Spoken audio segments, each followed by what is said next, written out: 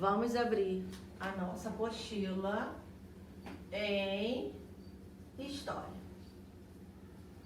E aí hoje, em História, nós vamos ver sobre os quilombolas. Vocês já escutaram essa palavra? Ou a palavra quilombo? Será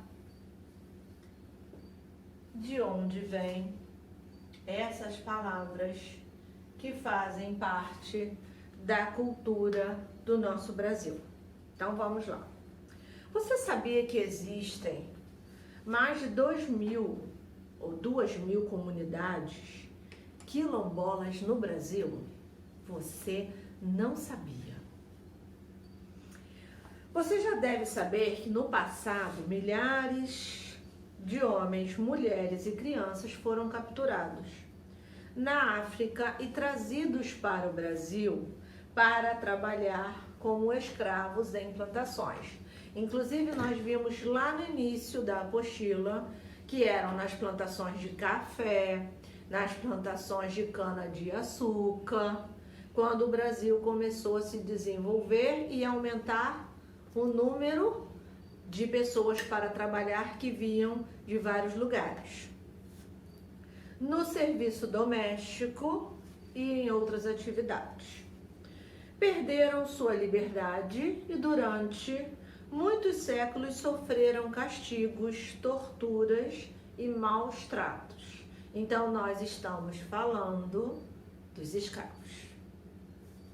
Os africanos escravizados resistiram e lutaram contra a escravidão. Muitos deles fugiram para as matas e criaram comunidades chamadas quilombos. Então, quilombos eram lugares que ficavam escondidos em lugares dentro da mata que só eles sabiam o caminho. E aí, nesses quilombos, eram recebidos escravos que fugiam de outras fazendas. E ali eles faziam suas plantações, cultivavam os seus alimentos, pescavam, tinham, o arzinho de liberdade. E ali foram se criando as suas famílias. Lógico que até conseguir se formar um quilombo para todas essas pessoas que fugiam, que eram os escravos, muitos morreram pelo caminho. Mas eles sempre lutaram para ter a sua liberdade. Em 1888, e aí, essas pessoas, antes da gente falar do 1888, essas pessoas que moravam dentro dos quilombos se chamavam quilombolas, tá? Em 1888, com o fim da escravidão no Brasil, muitas famílias que viviam nos quilombos continuaram nessas comunidades e aí continuaram as suas vidas, ganharam a liberdade e continuaram a viver as suas vidas com suas famílias. Seus descendentes conservaram a cultura e as tradições de seus antepassados. Então, muitas coisas que eles aprenderam foram sendo passados de gerações a gerações. Observe a foto e leia as legendas para saber mais sobre o cotidiano dos quilombolas. Então, nos quilombos pode ter, igreja após a celebração de uma missa. É uma mini cidade, gente. Eles formaram uma mini cidade ao longo do tempo. Tem plantações e tem o preparo da farinha de mandioca. Então, são atividades que permaneceram até hoje. Algumas coisas que nós já vimos sobre esse povo, os africanos, é a capoeira, que eles trouxeram para o Brasil, a feijoada, que era um tipo de mistura que eles faziam e colocavam no feijão quando não se tinham que comer. Lógico que hoje a gente coloca carne seca, lombo, linguiça, paio, né? Naquela época eles colocavam o que tinham para engrossar o feijão, para que eles não ficassem com fome. Então, vocês vão responder a número 1 e a número 2.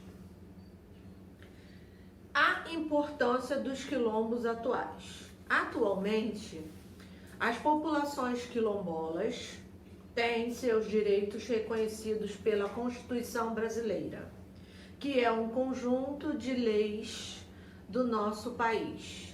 É o livro que tem todas as leis que regem o nosso país. Todos são divididos em artigos e lá está escrito todos os direitos que os nossos brasileiros têm e deveres.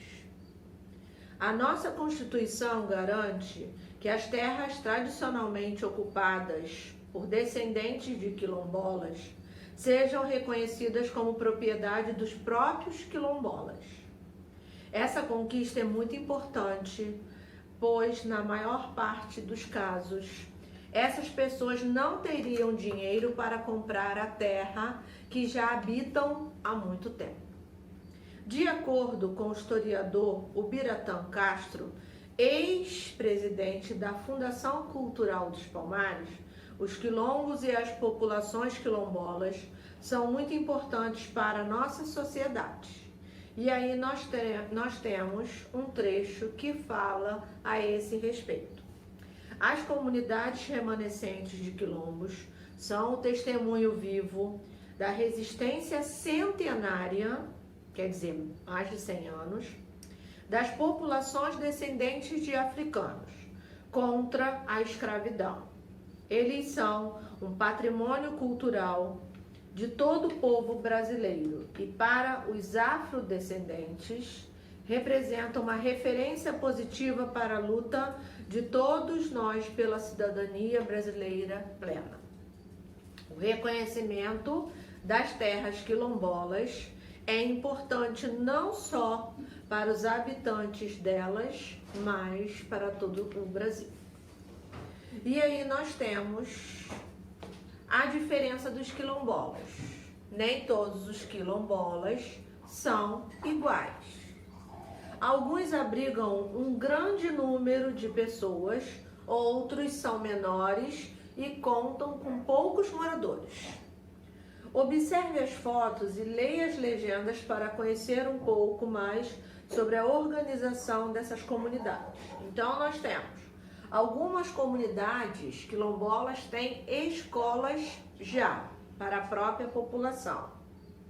Algumas têm placas de reconhecimento que aquela terra é ocupada por eles.